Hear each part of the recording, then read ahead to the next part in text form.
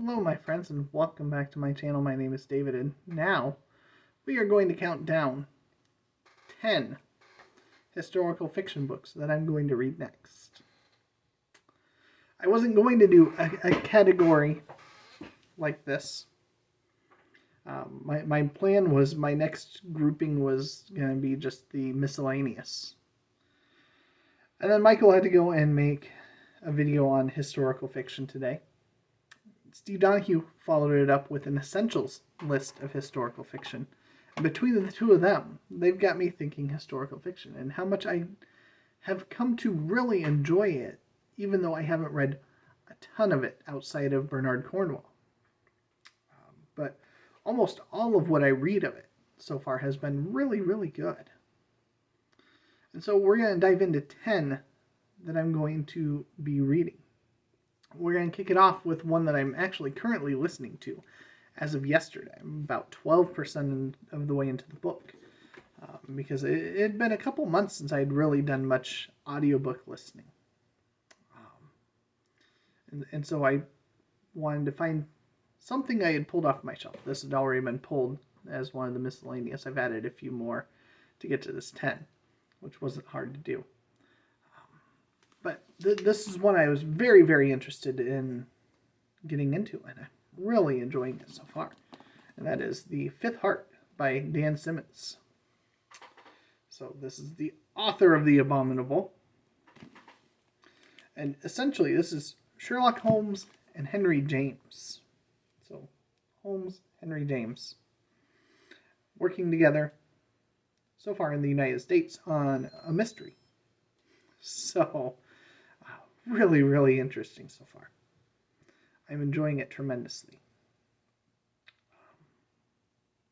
Yeah. And this is giving a good showcase because all I know from Dan Simmons so far is Hyperion Cantos. And he ranges far outside of those narrow boundaries of just science fiction. So this was my next sampling of him to see where he's going to land as an author for me. And if it continues at the rate it's going, in terms of enjoyment, he's going to turn out to be okay. Before I forget, so I'm making an amendment to a previous video. I mentioned fantasy, and then Steve did an essential fantasy. So I've got this little slim Book of Merlin. I have not read it yet because I was waiting to eventually reread Once and Future King by T.H. White, which I enjoy but don't love. So I'm due for this. It's a short volume, 180, 190 pages. So I'm throwing it on my fantasy list. So that gets me to 20. So back to the historical fiction.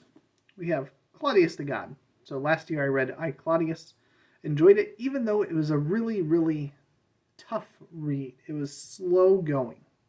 There's a lot to chew on in the book because there's a lot of stuff that's mentioned that is just over my head because I am not nearly as versed in Roman events, people, places, things, to be able to catch much of what's being mentioned in the book along the way. And so that's why I've held off on diving right into Claudius the God. But again, Steve Donahue raved about it. So I figure I should probably give it a go. And then once I get through this, I can start getting recommendations on what to read in preparation in 5 years or so for a reread of the two books and feel like I have a firmer foundation going back into them a second time. So that's kind of my plan. So if you have recommendations, other, books, no matter how obvious they seem to you, that are worth my time, let me know. I'd love to get a list of 10 or 12 of them and to try to get those lined up. Next, we have one of my more recent acquisitions, because everybody was talking about this, Killer Angels. This is by Michael Shara. Everybody was, it seemed like, was reading this for BookTube at War. and my local bookstore happened to have a copy. I wanted to give them some support and pick up a book. Wasn't finding much else that was calling to me. Then I saw this. I said, perfect. I don't know much of anything about it going in, but I was very happy to find it, pick it up, and saw it also made Steve's Essentials list today. So, yeah, we'll be diving into a novel of Civil War. Different kind of war. Not on Steve's list, but a lot of people were talking about last year, early this year, sometime like that. And that is Shogun by James Clavell, which I'm very, very excited for. There's 5 other books in the series, so if I like it, I'm pretty sure when I picked this up at my half-price books, there were probably all of the others on there. They're all thick, and apparently that's a trend in historical fiction, is that a lot of them tend to be really, really big. I mean, we're talking 1,100, almost 1,200 pages right here in book 1 out of 6. But it is strongly recommended. And what I want to do is take this, a book I've got on my Kindle now, and a classic that I've got on my shelf, and read the 3 of them in short succession. I mean, all of them are long. So it's like 1 a month maybe. But I've got 3 more months left in the year. Maybe I should go Shogun October and Tale of the Genji November. What do you think? Just start diving into some Japanese literature and historical fiction. Next, we have one that I was excited about because Jason Harrigan was supposed to be taking us through Umberto Eco this year, and then he ended up quitting BookTube just before the end of December last year. And so I've been holding on to The Name of the Rose because this is what we were supposed to start off with in January. And it's one that it's right in my wheelhouse in terms of time period. So I've told myself repeatedly, I want to read this, I need to get around to this, I just haven't gotten to it. So onto the shelf it goes, because it's one that I want to make sure I pull off and read, because I am genuinely excited about it. Now, this next one is a token inclusion of an author that I already know I really, really enjoy. I enjoy his works. I imagine they're going to end up falling into the same vein as Brandon Sanderson for fantasy for me, John Scalzi for science fiction for me.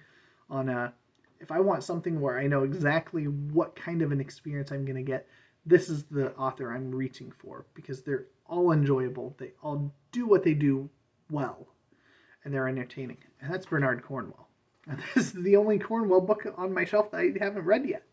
I don't have a ton on my shelf, but I've read everything else now that I finished the Warlord Chronicles. So this is The Archer's Tale.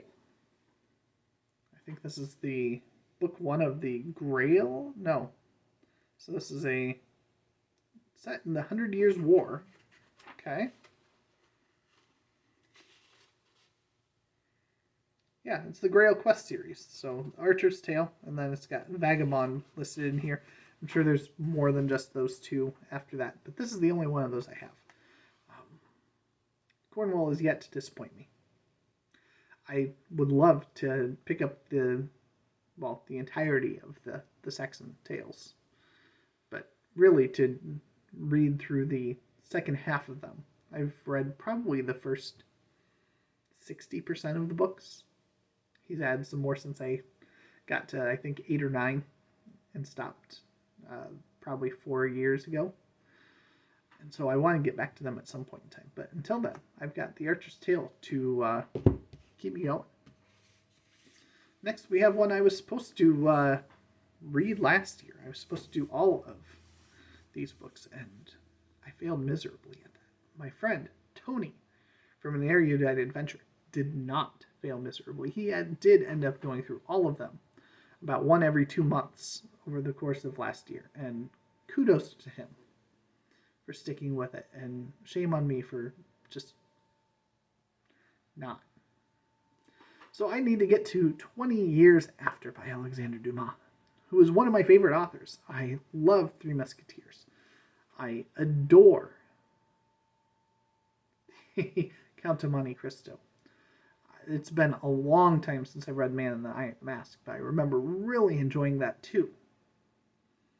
So 20 Years After, I have not read it. And then there's some novels that take place between this and Man in the Iron Mask, which I don't have. I didn't ever get those. So I need to find those at some point. They're all in the common domain. I'm pretty sure I can pick them all up for free. Project Gutenberg. But I want to get back into Dumas and get through the rest of the Musketeers books. So this is to round us out to the 10. It's one that I picked up shortly after joining BookTube, because a lot of people were talking about it. And at the time I thought, this is my kind of thing. And the older I get, the more I'm not sure that this is my thing anymore. But I'm going to give The Song of Achilles a go by Madeline Miller. It's shortish. Let's see here. We've got 350 pages. Relatively big print here. It's gonna go fast, I don't doubt. I don't expect to love it, but if I'm entertained by it, then that's good enough for a read. So I've got two more. We have World Without End. This is Ken Follett. This is part of the Kingsbridge Chronicles. This is book 2. So there's a new book coming out this fall in the series. I've read book 1 and loved it. I finally got book 2 just the other month. I have book 3 and the prequel sitting on my shelf as well. So I'm set to read everything but the latest and greatest in the series. So I need to get around to it. Again, I think it's length more than anything, which has been one of the reasons why I tried taking some steps back from BookTube, because I was grabbing small books, fast reads. And so, getting things like Shogun, getting things like World Without End by Ken Follett. Name of the Rose by Umberto Eco is not super long, but it's going to feel long. I don't have any doubt, because it's just packed with good stuff. I want to be able to dive in and out of those. If I read only 2 books in a month, so what? Still a good month. So last but not least, I've got a trilogy of books here. I was gifted this last year by a friend. And she wanted to, kind of read it together. And so you'll see in here, there's a bookmark. We got a little ways in there, and then she lost all momentum. And I'll admit, I wasn't absolutely in love with it. It's been long enough now, I probably would start back over and just give it a clean run through. But this is King Raven. So this is the complete trilogy, Hood, Scarlet, and Tuck. So these are by Stephen R. Lahed. So these are Robin Hood. Historical fiction Robin Hood. Now, I've tried in the past reading, I think the first book is Taliesin or something like that. Reading the first book in his Arthurian series. And it never really resonated with me either. So I'm thinking it's an author more than anything else. That is just wasn't jiving with me at the time. But I'd like to get back into this. I'd like to give the 3 a read. I'd like to try out the Arthurian series at some point in time. If they come across my path, I don't doubt that they will, because I'm pretty sure they're pretty popular. I could probably find them pretty readily at somewhere like at Half Price Books and get the entire set of them for, $20 or less. But yeah, I want to get around to this. It's a big, thick hardcover. It's got the 3 books in there. It should be an okay time. I'm hoping it's a great time. But at the very least, it should be an entertaining time. So there you go. There's 10 historical fiction books/series that I want to get to next. So we've got all these piling up. And again, the idea with these lists is not okay, this is what is my TBR. It's more of okay, I've finished reading something.